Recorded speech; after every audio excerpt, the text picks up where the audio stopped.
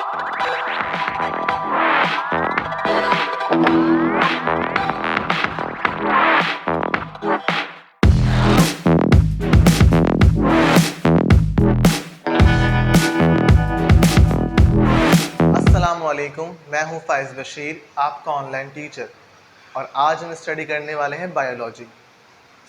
आपको याद होगा कि आज हमारा जो है वो सेकंड चैप्टर का 6th लेक्चर है। इससे पहले हम इस चैप्टर के 5th लेक्चर कंप्लीट कर चुके हैं। उम्मीद करता हूं कि आपने उन तमाम लेक्चर स्टडी कर लिए होंगे और उनकी एक समरी प्रिपेयर कर ली होगी कि आपने उन चैप्टर में कौन कौन से मेन पॉइंट्स स्टडी किए। सही, थोड़ा सा रिव्यू करते हैं अपने प्रीवियस लेक्चर का। 5th लेक्चर में हमने क्या स्टडी किया? हम स्टडी कर रहे थे अबाउट द सेल। हमने फिर सेल ऑर्गेनल्स की बात करना शुरू करी थी। तो हमने फिर स्टडी किया था cell wall, cell membrane and nucleus को। सही है, ये सेल वॉल जो है वो प्लांट सेल में प्रेजेंट है, एनिमल सेल में सेल वॉल प्रेजेंट नहीं होती। ये आपके पास 3 टाइप्स ऑफ लेयर्स होती हैं, primary wall, secondary wall, middle lamella. इसका फंक्शन क्या था कि ये एक सेल को, एक प्लांट सेल को प्रॉपर शेप प्रोवाइड करेगी। सेल वॉल जो है प्रोटेक्ट करेगी अंदर मौजूद सेल, अगले दूसरे सेल ऑर्गेनल्स को, और सेल वॉल जो है वो काम करती है ट्रांसपोर्ट का, जिसकी नेचर परमिएबल थी।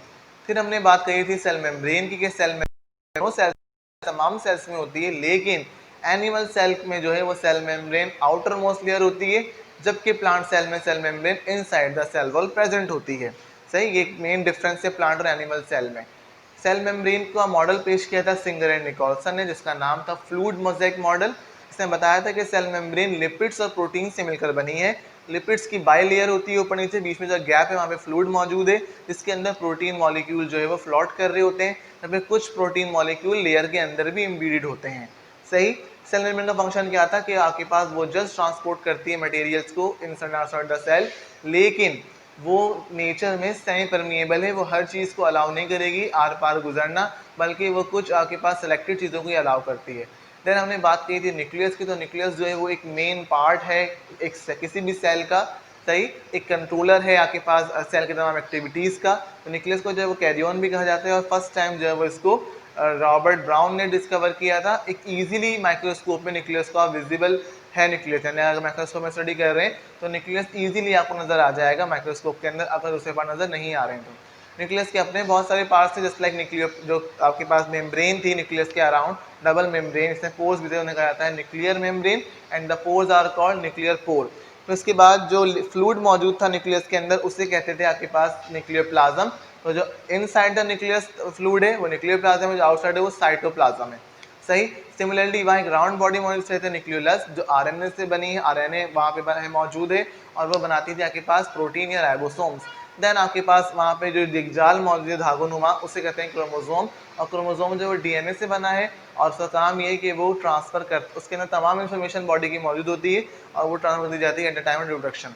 सही, तो ये कुछ इन पार्ट्स के जो फंक्शन थे और कुछ इनका रोल था। आज हम बात करने वाले हैं उसी पार्ट की जो न्यूक्लियस से बाहर मौजूद है, आउटसाइड द न्यूक्लियर मेम्ब्रेन मौजूद है, यानी वो पार्ट जो प्रेजेंट है between cell membrane nuclear membrane, fluid type part है, जिसका नाम है साइटोप्लाज्म। सही, तो साइटोप्लाज्म की आज हम बात करने वाले हैं। ये भी एक मेन इंपॉर्टेंट जो है वो सेल ऑर्गेनल है। ये होता कहाँ है? It is present between cell membrane and nuclear membrane. Cell membrane और न्यूक्लियर मेम्ब्रेन के दरमियान जो फ्लूइड है उसे हम क्या कहते हैं? साइटोप्लाज्म कहते हैं। सही है, ये जो फ्लूइड है आपके पास लिक्विड है, जेल लाइक जो है वो लिक्विड है, क्या कहते हैं उसे? साइटोप्लाज्म कहते हैं। फॉर एग्जाम्पल, अगर ये सेल मेम्ब्रेन है और ये न्यूक्लियस है, न्यूक्लियर मेम्ब्रेन है, चलो, तो ये जो आपके पास ये वाला जो पोर्शन है दरमियान में, ये क्या है? ये साइटोप्लाज्म है। साइटोप्लाज्म को डिवाइड किया जाता है 2 पार्ट्स के अंदर। सही है, एक तो इसका एक्वस पोर्शन होता है, जिसे कहा जाता है cytosol. Cytoplasm is composed of 2 parts. Aqueous जो पोर्शन है लिक्विड वाला, उसे हम कहते हैं साइटोसोल, और जो ग्रैनुलर पोर्शन है जो लिक्विड नहीं है, ग्रैनुलर दाएं जहाँ जो और चीज़ें हैं, उसको हम कहते हैं साइटोप्लाज्मिक ऑर्गेनेल, जो बहुत सारे हैं, जिनको हमने अभी पढ़ना है बारी बारी। Cytoplasmic organelle, for example endoplasmic reticulum, for example mitochondria, for example Golgi bodies, for example ribosomes, vacuole. तो वो सारी जो चीज़ें वो कहाँ होती हैं, साइटोप्लाज्म में होती हैं। तो वो कौन सा पार्ट है साइटोप्लाज्म का, ग्रैनुलर पार्ट। और जो लिक्विड पार्ट है साइटोप्लाज्म का, वो उसका नाम क्या है, साइटोसोल। सही। साइटोप्लाज्म के अंदर 90% जो है वो वाटर मौजूद होता है, क्योंकि ये एक फ्लूइड है। सही है, ये एक जेल लाइक फ्लूइड है, लिक्विड है लेकिन जेली लाइक है।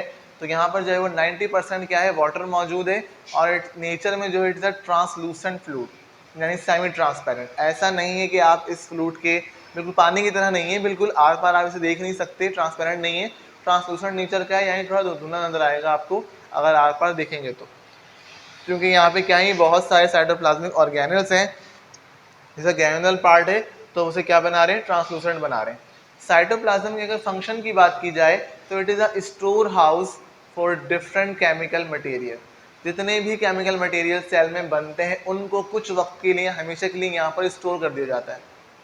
जो खाना हम खाते हैं वो ग्लूकोज बन जाता है, और उस ग्लूकोज को इन्हीं सेल्स के अंदर, जब वो यूज़ नहीं हो रहे, हम कोई परफॉर्म नहीं कर रहे वर्क, हम एनर्जी यूज़ नहीं कर रहे, तो वो ग्लूकोज बॉडी में स्टोर रहता है इन सेल्स के अंदर। साइटोप्लाज्म जो है वो साइट है एक सेल की, जो आपके पास जहाँ पर किसी भी मटेरियल को स्टोर किया जाएगा, या ये वो साइट है जहाँ डिफरेंट टाइप के मेटाबॉलिक एक्टिविटीज़ होती हैं। चीज़ों, मेटाबॉलिक जो लफ्ज़ है मेटाबॉलिज्म से निकला है। मेटाबॉलिज्म जो बता देता हूँ अभी, metabolism it's a combination of two words, catabolism और एनाबॉलिज्म। तो कैटाबॉलिज्म का मतलब होता है ब्रेक डाउन, और एनाबॉलिज्म का मतलब होता है फॉर्मेशन। तो it is a process of break down and formation. हमारी बॉडी के अंदर हर वक्त कोई ना कोई चीज़ टूट रही है और कोई ना कोई नई चीज़ बन रही है। ये अमल बॉडी में हर वक्त चल रहा है, कोई ना कोई केमिकल टूट रहा है और कोई नया केमिकल बन जाता है। सही, इसको कहते हैं मेटाबॉलिज्म। तो बॉडी में हर वक्त ये प्रोसेस हो रहा है। तो ये जो मेटाबॉलिक एक्टिविटीज़ हैं सारी, वो भी कहाँ होती हैं, साइटोप्लाज्म के अंदर होती हैं। डिफरेंट टाइप के केमिकल्स बनते हैं और डिफरेंट टाइप के केमिकल्स खत्म हो जाते हैं। तो ये भी सारी तमाम एक्टिविटीज़ जो हैं वो कहाँ होती हैं, साइटोप्लाज्म के अंदर। तो ये एक साइट है, एक जगह है जहाँ पर सेल के अंदर डिफरेंट टाइप के केमिकल मटेरियल्स या केमिकल रिएक्शंस परफॉर्म किए जाते हैं।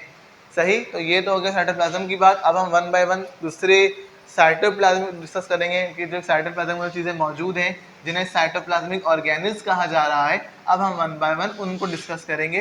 पहला हम यहाँ देखते हैं कौन सा, एंडोप्लाज्मिक रेटिक्यूलम। एंडोप्लाज्मिक रेटिक्यूलम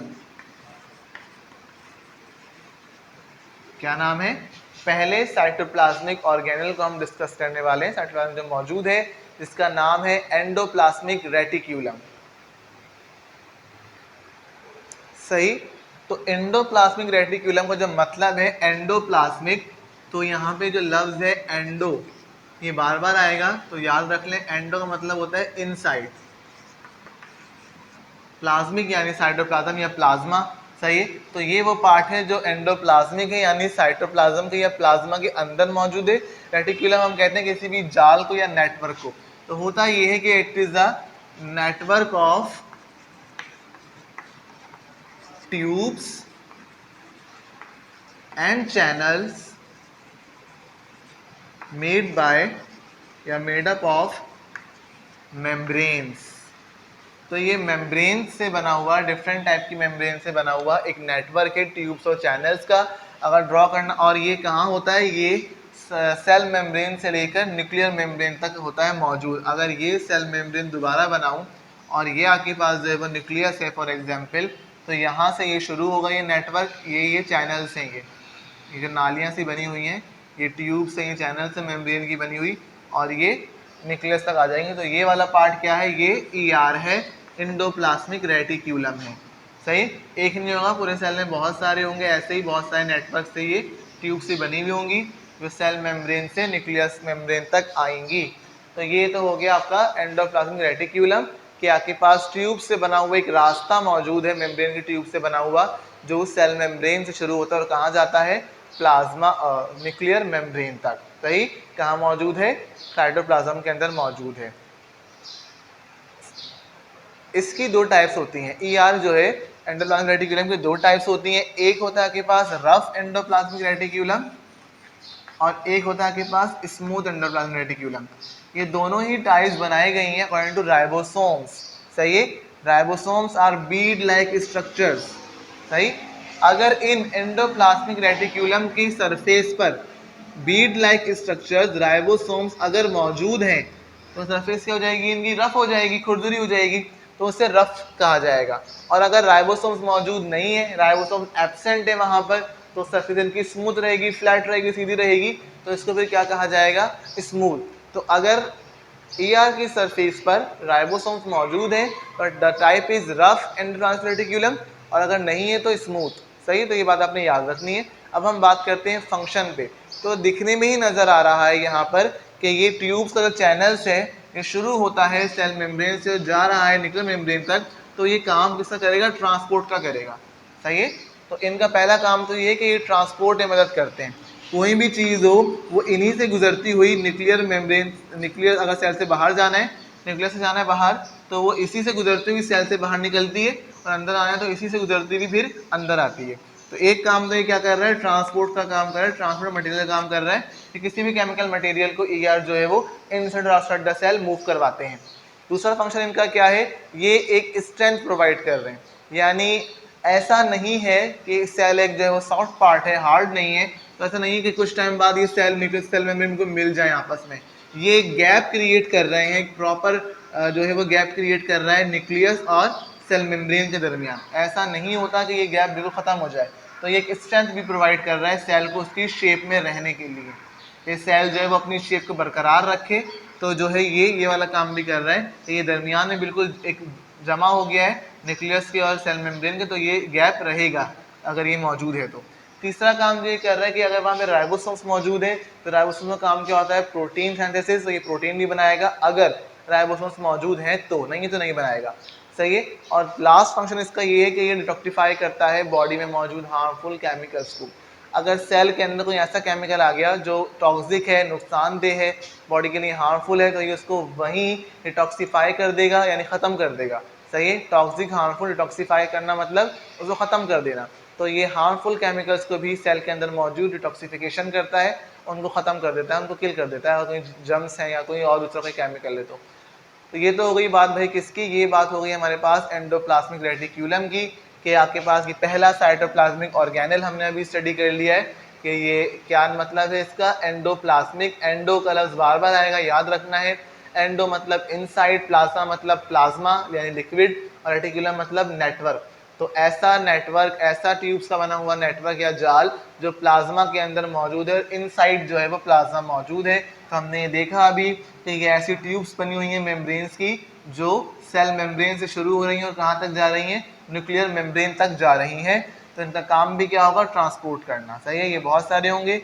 और राइबोसोम्स की बुनियाद पर इन्हें डिवाइड किया गया था टू टाइप्स के अंदर, रफ एंडोप्लाज्मिक रेटिकुलम और स्मूथ। अगर एआर की सरफेस पर राइबोसोम्स मौजूद होते हैं तो उनकी सरफेस रफ हो जाती है, तभी कहा जाता है रफ ईआर। और अगर राइबोसोम्स नहीं है तो सरफेस स्मूथ रहती है, तो कहा जाता है स्मूथ। सही है, फंक्शन की अगर बात की जाए तो यही फंक्शन है कि ये एक रास्ता है किसके दरमियान, सेल मेम्ब्रेन के दरमियान, तो ये ट्रांसपोर्ट का काम करते हैं। सिमिलरली ये गैप क्रिएट कर रहे हैं न्यूक्लियर मेम्ब्रेन और सेल मेम्ब्रेन, तो ये स्ट्रेंथ प्रोवाइड कर रहे हैं सेल को कि वो अपनी शेप को बरकरार रखे। इसके अलावा अगर राइबोसोम्स वहाँ मौजूद हैं तो राइबोसोम्स को जो है ये जो काम है राइबोसोम्स का प्रोटीन को बनाना, तो वहाँ ये प्रोटीन बना देंगे जो राइबोसोम्स वहाँ मौजूद हैं। और इसके अलावा ऐसा कोई केमिकल जो बॉडी के लिए टॉक्सिक है या हार्मफुल है उसको ये उसी वक्त किल कर देंगे। तो ये काम करें डिटॉक्सिफिकेशन का, ये लफ्ज़ क्या है, डिटॉक्सिफिकेशन। डिटॉक्सिफिकेशन यानी कि removal of harmful chemical materials from body, detoxification. सही, तो ये वाला काम भी जो है वो एंडोप्लाज्मिक रेटिकुलम करेगा कि अगर कोई हार्मफुल केमिकल आ गया बॉडी में तो उसको वहीं किल कर लेगा, उसका इफेक्ट आने से रोकेगा। सिंपल। तो ये तो रही भाई आज की बात कि हमने आज दो टॉपिक डिस्कस कर लिए, साइटोप्लाज्म और एंडोप्लाज्मिक रेटिकुलम। उम्मीद करता हूँ कि आपको आज की बात समझ में आई होगी। आपने करना ये है कि इन दोनों टॉपिक को एक बार ज़रा स्टडी कर लेना है और उनके जो की पॉइंट्स हैं, जो समरी है इनका फंक्शन, स्ट्रक्चर और कंपोजिशन, उससे एक जगह लिख लेना है, याद कर लेना है और अब अपना कंप्लीट करना है आपको होमवर्क और क्लास वर्क। मिलेंगे आपसे आपके अगले लेक्चर में। अल्लाह हाफिज़। It's your classwork time. और अब बारी है आपके होमवर्क की।